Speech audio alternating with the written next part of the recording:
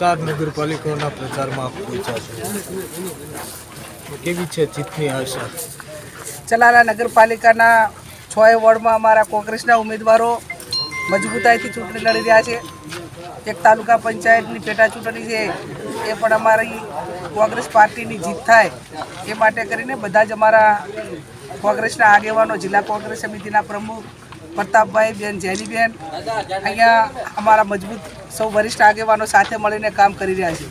ત્યારે ભારતીય જનતા પાર્ટી ડરાવવાની, ધમકાવવાની જે વાતો કરે છે એનાથી કોંગ્રેસનો કોઈ કાર્યકર ડરવાનો પણ નથી અને કોઈ લોભ લાલચમાં આવવાનો નથી. ખાસ કરીને કોંગ્રેસ પાર્ટીના એક જવાબદાર આગેવાન તરીકે તો હું તમામ ઉમેદવારો સાથે છું, અમે બધા જ સાથે છીએ. પણ ક્યાંક ને ક્યાંક ઠાકોર સમાજ, કોળી સમાજના કોઈ પણ ઉમેદવારને કે આગેવાનોને કે મતદારોને ધમકાવવાનું કામ કરતો હોય અને કોઈ પણ એવા ભારતીય જનતા પાર્ટીવાળા જે એમનો ક્રાઇટેરિયા જ માત્ર એમની ગળથૂથી જ ડરાવવાની, ધમકાવવાની, લોકશાહીનું હનન કરવાની છે, એમને પણ હું કહું છું કે ઠાકોર સમાજ એકલો નથી.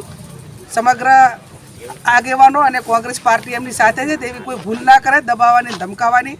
આ લોકશાહી છે અને એ કોંગ્રેસ પાર્ટી છે કે જે અંગ્રેજો સામે લડી હોય અને આવા અસામાજિક તત્વો તો અમારા માટે ગૌણ છે. એટલે લોકશાહી ઢબે નગરપાલિકાની ચૂંટણીનું મતદાન થાય. અમારા તમામ ઉમેદવારોને અહીંના મતદારો આશીર્વાદ આપશે અને નગરપાલિકામાં કોંગ્રેસ પાર્ટીના ઉમેદવારો મજબૂતાઈથી લડીને આગળ એક લોકશાહી ટકાવવા માટેનું કામ કરશે.